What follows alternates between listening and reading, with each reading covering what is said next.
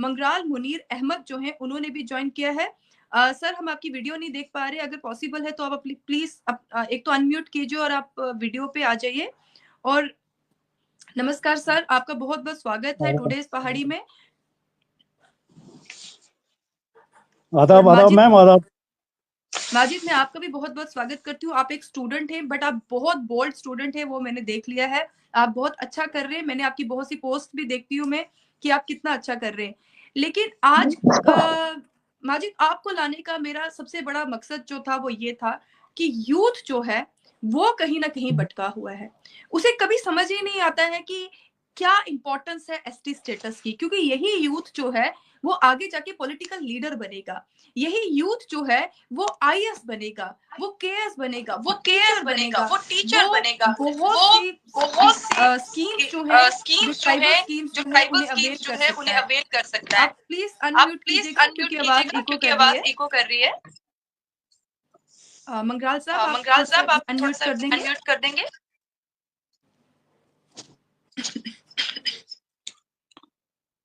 हाँ जी माजिद, मैं आपसे पूछ रही ये इको कर रही है वॉइस। जी जी ma'am, I am audible ma'am? Yeah, you are audible, but still my voice is echoing. यहाँ तो सुनने को आ रही है, ठीक है, आपकी वॉइस आ रही है जी। ओके माजिद, मैं आपसे एक बात पूछना चाहती हूँ, सबके पास आऊंगी कि आप एक यूथ हैं, आप बहुत से कॉम्पिटिटिव एग्जाम्स भी दे रहे हैं। तो आपको क्या लगता है कि ये जो मार्जिनाइज्ड ग्रुप, जो पहाड़ी मार्जिनाइज्ड ग्रुप था, इसको जब एसटी स्टेटस मिला, इसकी वैल्यू एक यूथ के लिए क्या है? पहले तो आपका बहुत बहुत शुक्रिया जो आपने एक पसमानदा पहाड़ी यूथ को मौका दिया अपने प्लेटफॉर्म पर बोलने के लिए। सबसे पहले तो मैं ये कहना चाहता हूँ कि अभी भी हमें जो रिजर्वेशन मिली है, इससे पहले हमारे बच्चे जो केएस या केपीएस करते थे तो उनमें थोड़ा सा एक सेंस ऑफ सिक्योरिटी आया है कि अब वो आगे के लिए भी सोच सकते हैं कि आईएएस करेंगे, आईपीएस करेंगे। उससे पहले ओपन मेरिट में वो कंप्लीट करने अपने आप को कहीं ना कहीं वो पीछे महसूस करते थे। एसटी मिलने के बाद देखिए रिसेंट जो है हम ट्राइबल मिनिस्ट्री की तरफ से ST2 को भी जो है ट्राइबल अफेयर मिनिस्ट्री के अंडर लाया गया। तो वो तो लाना ही था क्योंकि जब हमें पार्लियामेंट में हमारा कानून पास होकर, हमें बिल पास होकर हमें स्टेटस मिला, तो अब किसी मिनिस्टर साहब ने लाया है तो ठीक किया है। ये ना लाते तो कोई और भी ले आता, कोई मसला वैसा किसी पर एहसान नहीं है कि ये ले आए। हर किसी की भी रिस्पॉन्सिबिलिटी थी, इसको लाना ही था। दूसरा ये है कि ट्राइबल अफेयर डिपार्टमेंट की तरफ से कितने विलेज हैं जो ट्राइबल विलेज बने हमारे, तकरीबन 800 तक विलेज उसके अंडर आते हैं, उसका हमें बेनिफिट होगा, लोगों को मकान की सहूलत मिलेंगी और प्री मैट्रिक्स या पोस्ट मैट्रिक स्कॉलरशिप वहां मिलेंगी, हम भी उसके अब बेनिफिशरी हैं, हमें भी उसका अब जो है मौका मिलेगा। एक चीज है कि हमें थोड़ी सी सेंस ऑफ सिक्योरिटी आई है, ये हुआ है कि 2019 में मैं 1 नंबर से वेटनरी में रहा था, तो उस टाइम पे अगर मेरे पास एसटी स्टेटस होता तो शायद मैं भी किसी मेडिकल कॉलेज में पढ़ रहा होता। तो आज वो कहते हैं ना कि 1 मिनट का कमी उसी को लगती है जिसकी ट्रेन छूट जाती है 1 मिनट से।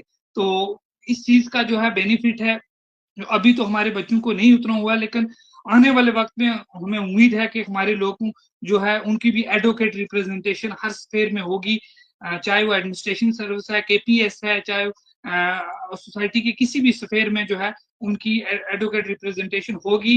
और अभी हमें टाइम लगेगा क्योंकि हमारे भाइयों को 30 साल पहले मिली थी, तो 30 साल का एक बहुत बड़ा अरसा होता है, उसमें जो है अभी हमारे लोगों को भी टाइम लगेगा इसमें आगे आने के लिए।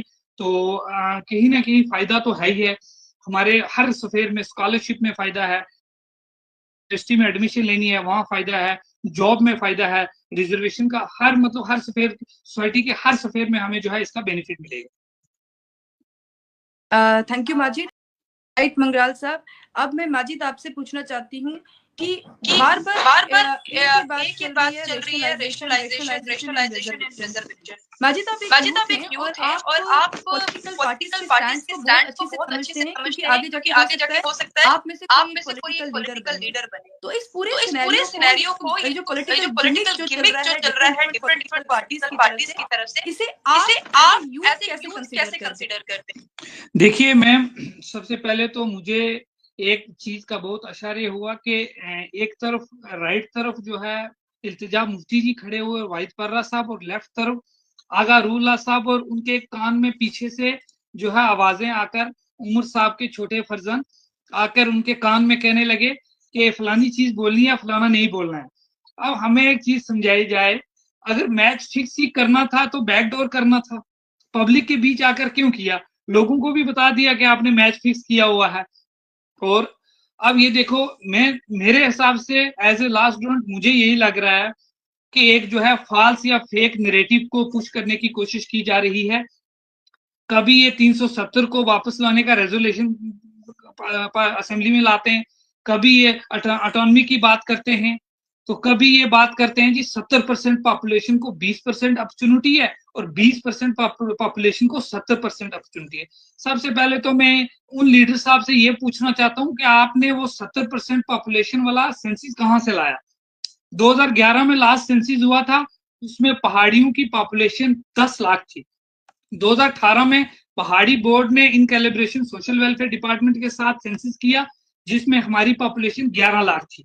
उसके बाद ST1 की पॉपुलेशन जो थी 15 लाख थी 2011 में। हमारे साथ पाडरी भी आ गए और गधा ब्राह्मण भी आ गए। टोटल पॉपुलेशन जम्मू कश्मीर की 11 की सेंसिस 1,25,00,000 थी। इनके पास कैसे सेंसिस आ गया कि 70% पॉपुलेशन जो ओपन में फाल कर रही है? ये सरासर जो है लोगों को एक फॉल्स नैरेटिव देकर, एक यूथ को मोबिलाइज करके एक बेवकूफ बनाने वाली कोशिश की जा रही है। असल मुद्दों से भटकाया जा रहा है।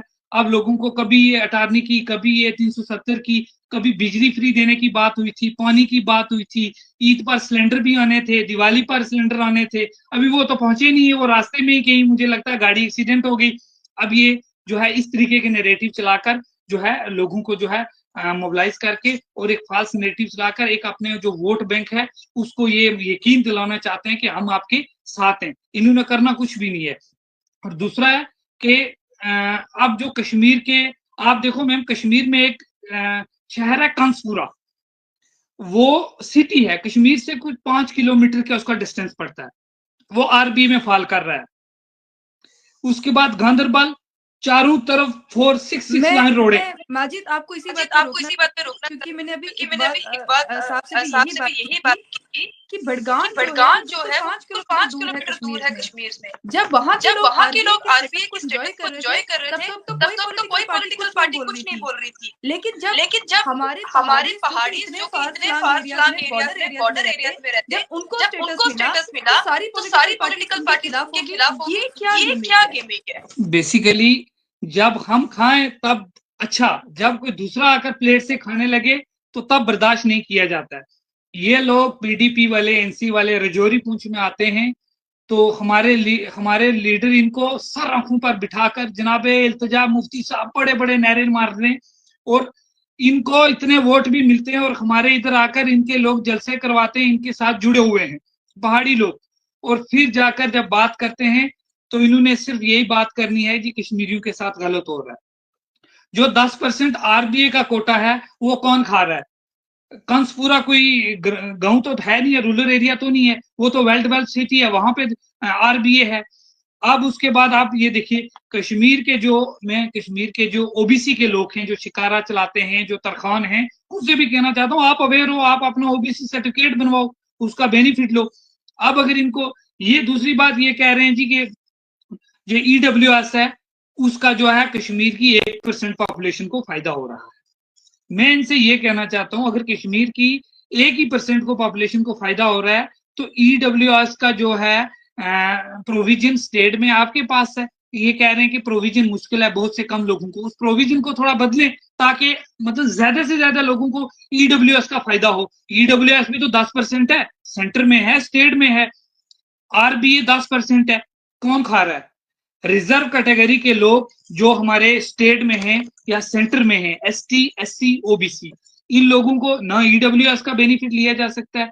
जब ये 2019 में EWS जो है पार्लियामेंट ने एक बिल पास करके ओपन मेरिट को EWS दी थी, वो ओपन में वो लोग जो पसमानदा डिजर्विंग लोग थे उन लोगों को जब EWS की कैटेगरी मिली तो तब ये कहा गया था जज सुप्रीम कोर्ट की, उसके बाद कुछ लोग सुप्रीम कोर्ट में चले गए कि ये जो आपने एक इंदिरा साहनी केस की 1992 की जो आपने एक कैप फिक्स की थी SC, ST, SC, जो 50% थी उससे ऊपर हो गया। लेकिन उसके बाद जो है सुप्रीम कोर्ट की एक 3-2 की वर्डिक्ट आई, उसमें ये कहा गया कि जो 50% कैप फिक्स की थी वो एसटी, एससी और ओबीसी के लिए है। अब ये जो 10% हम दे रहे हैं, सेंटर की बात है, ये जो 10% हम दे रहे हैं ये सिर्फ ओपन के पसमानदा लोग, डिजर्विंग लोग, जो ओपन मेरिट में गरीब गुरबा लोग हैं, जो डिजर्विंग हैं सच में, उसका ये फायदा लेंगे। अब ये कह रहे हैं जी कि उसके हमारे 1% पॉपुलेशन को फायदा।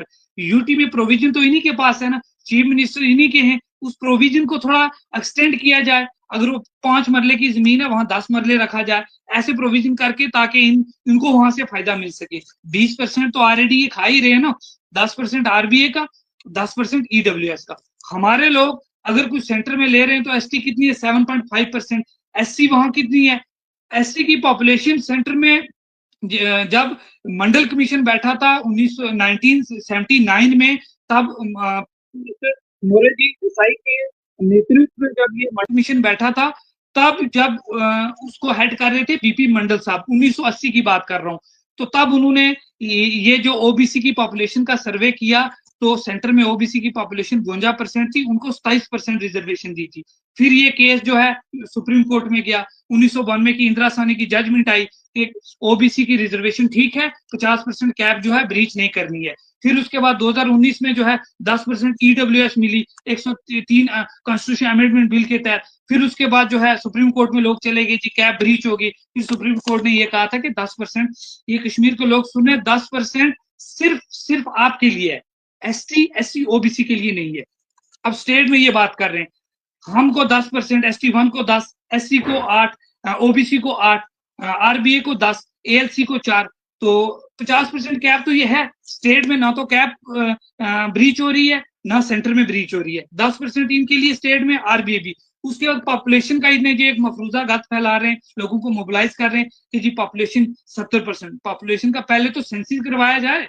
अब वो पॉपुलेशन थोड़ी रही है जो ये 11 में थी, आज 15 साल हो चुके हैं। आज पहाड़ी तकरीबन 18 से 20 लाख पहाड़ी होगा, और गदा ब्राह्मण और पाटरी डालकर 25 से 30 लाख लोग बन रहे होंगे। अगर वो बात है, अगर आप माजिद, मैं आपको यहाँ रोकना चाहती हूँ क्योंकि पॉपुलेशन सेंसस पे हम बात जरूर करेंगे, क्योंकि अभी हमारी जो ऑडियंस है वो कंफ्यूज हो जाएगी कि हम किसके बारे में बात करें।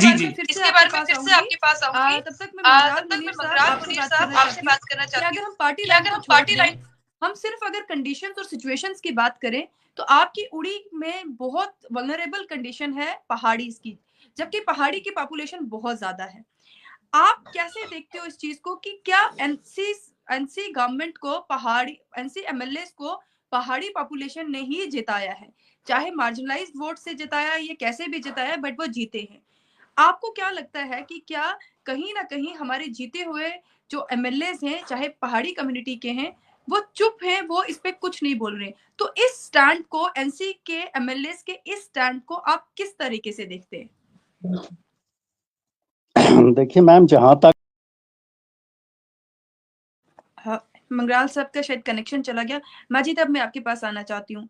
आप एक यूथ हैं और आपसे बहुत एक्सपेक्टेशंस हैं। वो इसलिए क्योंकि यूथ जो होता है वो आने वाला फ्यूचर। आप आने वाले लीडर, आप आने वाले आईएएस हैं, आप आने वाले जज हो सकते हैं, आप आने वाले टीचर हो सकते हैं, प्रोफेसर हो सकते हैं। तो क्या इस लड़ाई में यूथ जो है, खासकर आप मेंटर से हैं, आप बहुत यूथ के साथ कनेक्टेड हैं, क्या स्टैंड रहेगा, किस तरीके का फ्रेमवर्क आपने क्रिएट किया है कि अगर हमारे साथ यानी पहाड़ी कम्युनिटी के साथ कोई भी डिस्क्रिमिनेशन अगर होता है, यूथ किस तरीके का स्टैंड लेने वाला है?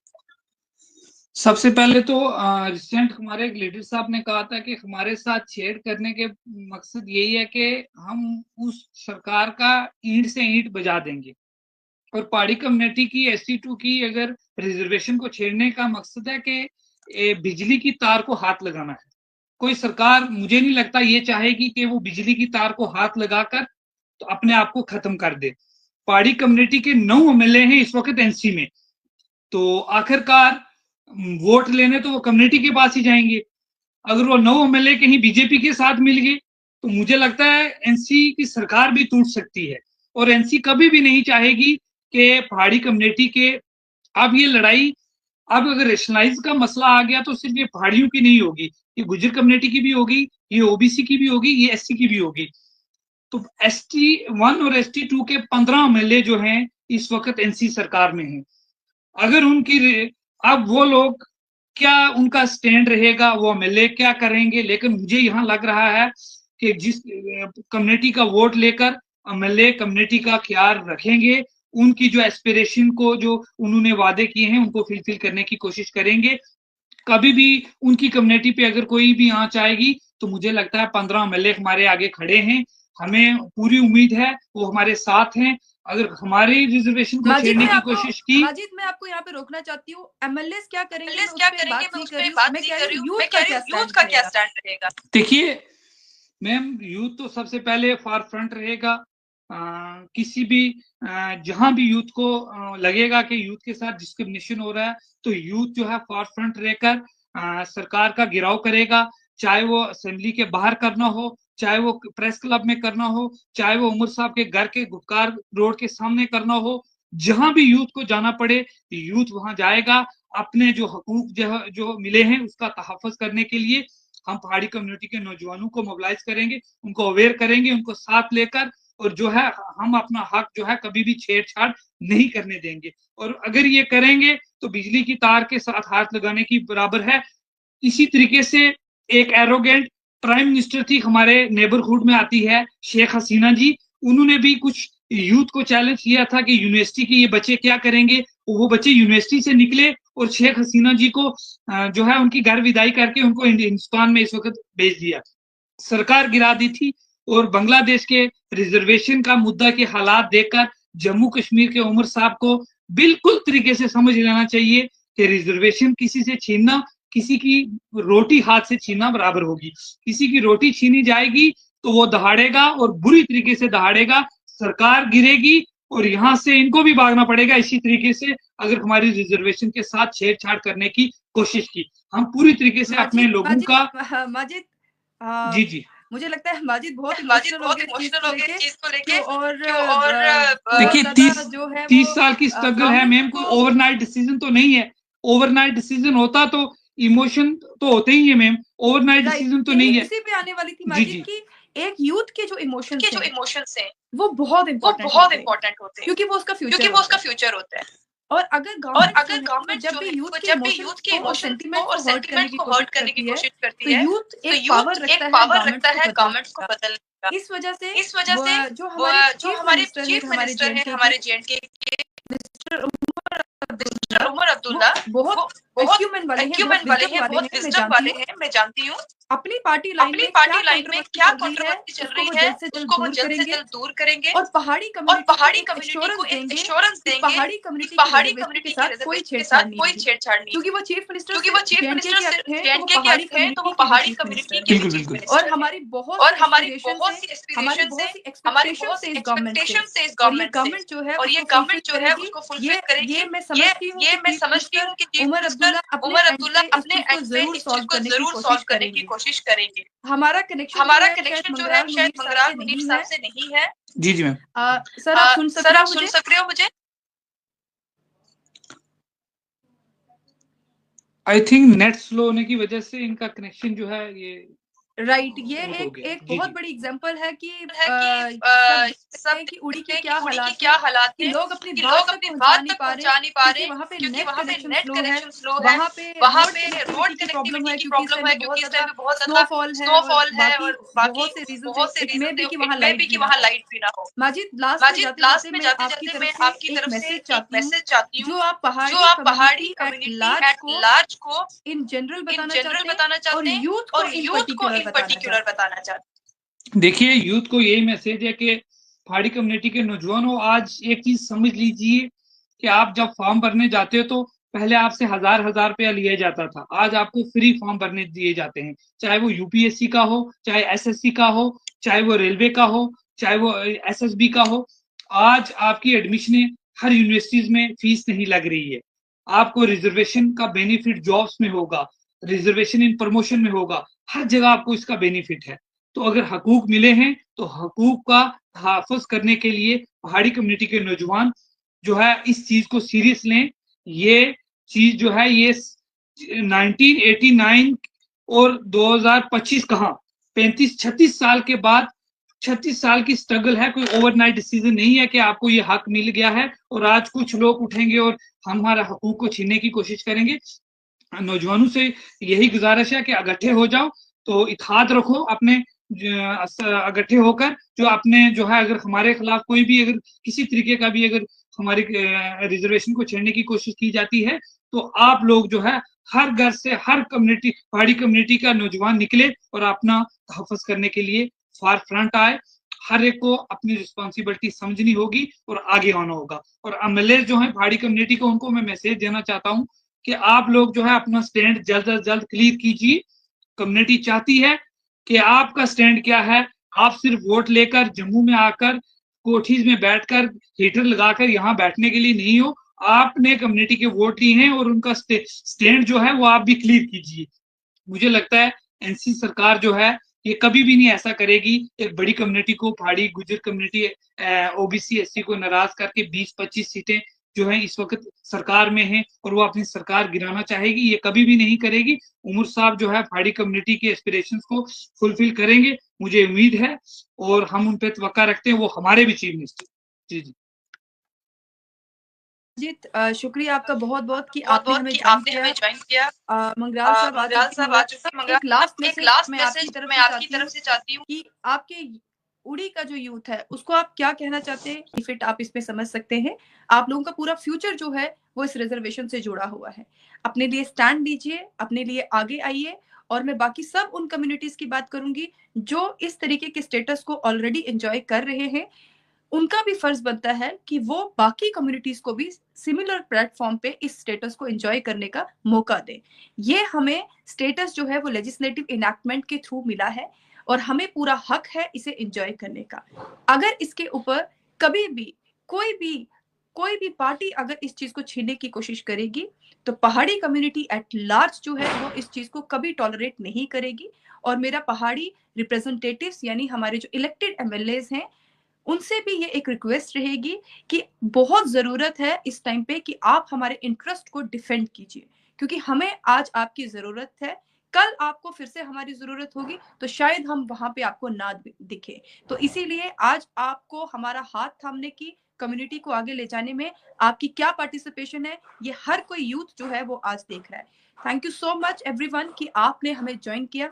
इसी टॉपिक को हम आगे लेके जाएंगे और इसका पार्ट 2 जो है वो बहुत जल्द हम आपके साथ लेकर आएंगे। तब तक के लिए thank you so much and good night.